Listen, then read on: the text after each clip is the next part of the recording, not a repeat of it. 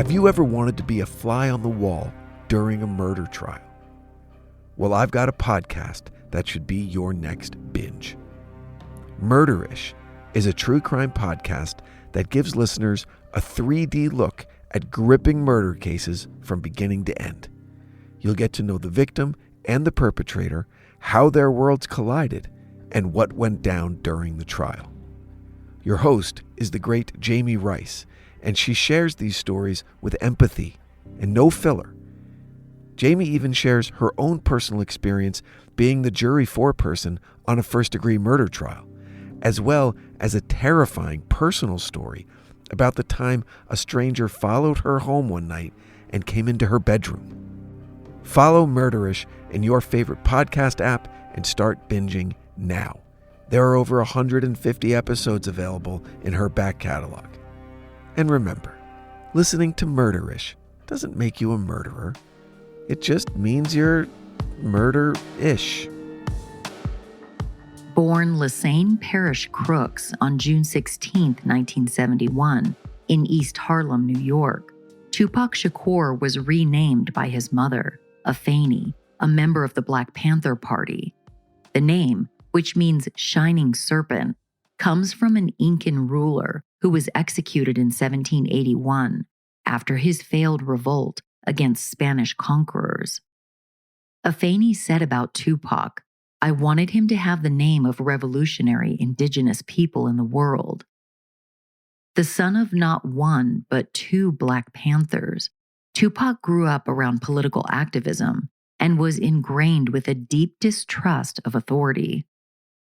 Just 1 month before Tupac's birth, Afeni was acquitted of conspiring with other Panthers to bomb police stations and other public buildings in New York, charges that threatened to send her away to prison for the rest of her life.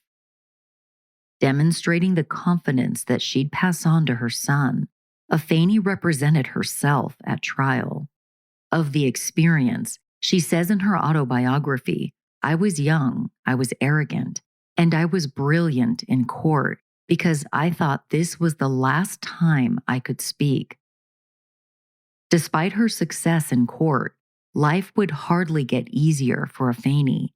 After her husband learned he was not Tupac's biological father, the couple split, with Afeni taking Tupac and his sister to live in Baltimore in 1986. By then, the one-time dissident fell addicted to rock cocaine, a struggle Tupac would later highlight in his hit song, Dear Mama, in which he says, "Even though you was a crack fiend, mama, you always was a black queen, mama." In Baltimore, the Shakurs lived in abject poverty, surrounded by crime and violence. Believing her son had a greater purpose than selling drugs, Afeni encouraged Tupac's artistic pursuits and enrolled him in the Baltimore School for the Arts, where he studied subjects like poetry, jazz, and ballet. It was during this time that the future Grammy nominee began to refine his skills as a rapper and as an actor. Afeni said, "That was a really good experience for Tupac because all of the other students at the school were artists, and the environment for artists is different. It's a lot freer, it's a lot less restricted." In 1988, Afeni sent Tupac across the country to Northern California to live with a close friend in Marin County, a working-class town 25 minutes north of San Francisco. With no family and few allies, the tenacious teenager was forced to fight to earn respect, and fight he did. Tupac's neighborhood friend, Ray Love, said, "It made it incredible the guts he had. He fears no man, woman, child, animal, none of that. He figured they can only kill you one time." During this period, Tupac began to immerse himself in the burgeoning Oakland hip-hop scene, forging friendships with members of the group Digital Underground, renowned for their chart-topping hit, The Humpty Dance. Tupac's involvement with the group started as a roadie, before his talents propelled him to the role of hype man, where he captivated audiences with his energetic stage presence, dancing, and crowd hyping skills. It soon became apparent Tupac was destined for much more than Humpty. Shakur's breakthrough came when the group granted him a verse in Same Song, the lead track from Digital Underground's 1991 album. In the accompanying music video, Tupac makes a memorable entrance, appearing on screen as an African prince, carried on a palanquin by 4 servants. His chemistry with the camera is apparent, his lyrical prowess undeniable.